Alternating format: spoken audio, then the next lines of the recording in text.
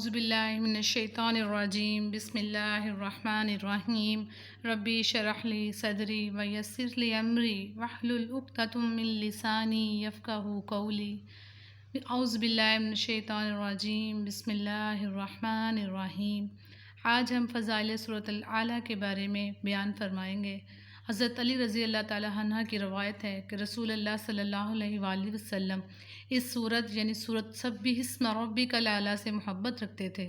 حضرت عائشہ رضی اللہ تعالیٰ عنہ کی روایت ہے کہ رسول اللہ صلی اللہ علیہ وآلہ وسلم وتر کی 3 رکعتوں میں سے پہلی 2 رکعتوں میں سبح اسم ربک الاعلیٰ اور قل یا ایھا الکافرون پڑھتے تھے، اور طاق رکعت یعنی تیسری رکعت میں قل ھو اللہ احد اور قل اعوذ برب الفلق اور قل اعوذ برب الناس پڑھتے تھے۔ حضرت ابی ابن کعب کی روایت ابو داؤد اور ترمذی نے، اور حضرت ابن عباس رضی اللہ تعالی عنہ کی حدیث ابو داؤد، نسائی احمد اور ابن ماجہ نے نقل کی ہے کہ رسول اللہ صلی اللہ علیہ وسلم جب نماز وتر کی 3 رکعتیں پڑھتے تو پہلی رکعت میں سبح اسم ربک الاعلیٰ اور دوسری رکعت میں قل یا ایھا الکافرون اور تیسری رکعت میں قل ھو اللہ احد پڑھتے تھے۔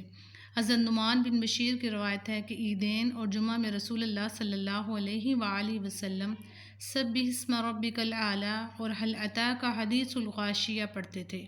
مسلم، ابو داؤد، نسائی، ابن حبان نے بروایت سمرہ بیان کیا ہے کہ رسول اللہ صلی اللہ علیہ وآلہ وسلم جمعہ کی نماز میں سبح اسم ربک الاعلیٰ اور هل اتاک حدیث الغاشیہ پڑھتے تھے۔ مجدد الف ثانی نے فرمایا کہ جس طرح سورۃ علم نشرہ کی نزول میں قولی تفسیر ہے، اسی طرح مرتبہ عروج میں اس سورت کا بڑا اثر ہے۔ بسم اللہ الرحمن الرحیم، شروع اللہ کے نام سے جو بڑا مہربان نہایت رحم والا ہے۔ سبح اسم ربک الاعلیٰ، پاکیزگی بیان کر اپنے سب سے بلند رب کے نام کی۔ الذی خلق فسوی، جس نے پیدا کیا پھر ٹھیک کیا۔ والذی قدر فہدی، جس نے اندازہ ٹھہرایا پھر راہ دکھائی۔ والذی اخرج المرعیٰ، اور جس نے چارہ اگایا۔ فجعلہ غثاء احویٰ، پھر اسے خشک سیاہ کر دیا۔ سنقرئک فلا تنسیٰ، ہم جلد آپ صلی اللہ علیہ وآلہ وسلم کو پڑھائیں گے پھر آپ نہ بھولیں گے۔ الا ما شاء اللہ، مگر جو اللہ چاہے۔ انہ یعلم الجہر وما یخفیٰ، بے شک وہ جانتا ہے ظاہر بھی اور پوشیدہ بھی۔ وَنُيَسِّرُكَ لِلْيُسْرَىٰ، اور آپ کو آسان طریقہ کی سہولت دیں گے۔ فَذَكِّرْ إِن نَفعَتِ الذِّكْرَىٰ، پس آپ سمجھا دیں گے اگر سمجھانا نفع دے۔ سَيَذَّكَّرُ مَن يَخْشَىٰ، جو ڈرتا ہے وہ جلد سمجھ جائے گا۔ وَيَتَجَنَّبُهَا الْأَشْقَىٰ، اور اس سے بدبخت پہلو تہی کرے گا۔ الَّذِي يَصْلَىٰ نَارَ الْكُبْرىٰ، جو بہت بڑی آگ میں داخل ہوگا۔ ثُمَّ لَا يَمُوتُ فِيهَا وَلَا يَحْيَىٰ، پھر نہ مرے گا اس میں اور نہ جیے گا۔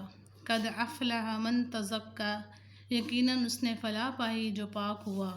وَذَكَرَ اسْمَ رَبِّهِ فَصَلَّىٰ، اور اس نے اپنے رب کا نام یاد کیا پھر نماز پڑھی۔